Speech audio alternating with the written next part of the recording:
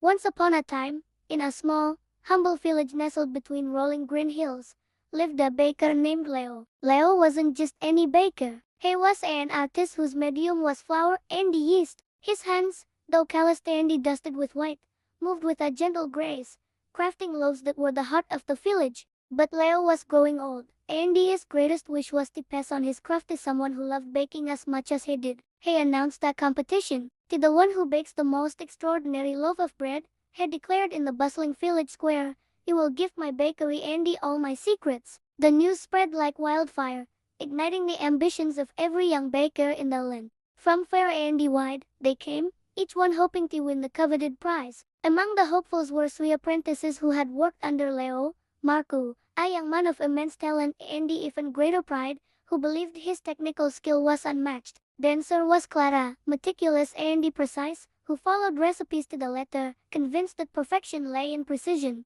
And finally, there was Finn. Finn wasn't the most skilled or the most precise, but he baked with a joy that was infectious. For Finn, every loaf was a story, a gift of warmth and nourishment. As the day of the competition dawned, the air was thick with the scent of baking bread and nervous excitement. Marco presented a loaf so perfectly shaped and intricately scored it looked like a sculpture. The crust was a flawless, deep brown, and when cut, the inside revealed a perfect, uniform crumb. The judges marveled at his technique, a masterpiece of skill, they proclaimed. Next came Clara. Her loaf was a testament to her precision. It was scientifically perfect, with a crust that crackled just so and an aroma balanced to the exact note of toasted grain. She explained the precise hydration levels, the fermentation schedule, and the exact temperature of her oven, a marvel of science. The judges agreed, impressed by her knowledge. Finally, it was Finn's turn. He stepped forward not with one loaf, but with a simple, round, rustic-looking bread.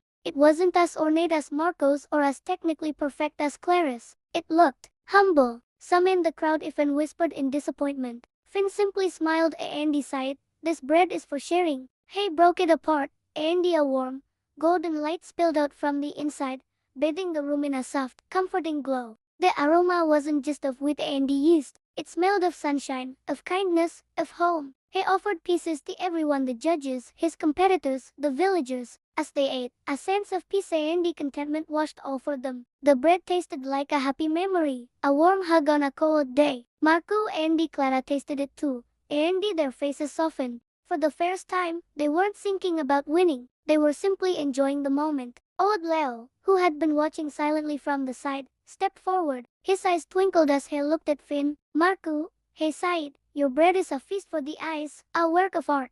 Clara, your bread is a triumph of the mind, a perfect equation. But Finn," he continued, placing a hand on the young man's shoulder, your bread feeds the soul. You haven't just baked with flour and water. You've baked with heart. That is the true secret." The crowd erupted in applause. Marco and Clara looked at Finn, not with envy, but with newfound respect. They understood that the best bread wasn't about being the most skilled or the most knowledgeable. It was about the love you pour into it and the joy you share with others. And so, Finn inherited the bakery, but he didn't run it alone. He invited Marco and Clara to join him. Marco taught him the art of beautiful presentation. Clara taught him the science of a perfect crumb. And Finn reminded them both every single day that the most important ingredient of all was kindness. Together, they made the village bakery a legendary place, known not just for its golden bread, but for the warmth and the community it shared with everyone who walked through its doors. Their story became a reminder that true success isn't about individual glory, but about the good we create together. Thank you so much for watching this story with us. We hope it brought a little warmth and inspiration to your day. If you enjoyed it, please give this video a thumbs up and consider subscribing to our channel for more stories that feed the soul. We love sharing these moments with you. Until next time, take care and keep sharing your own light with the world.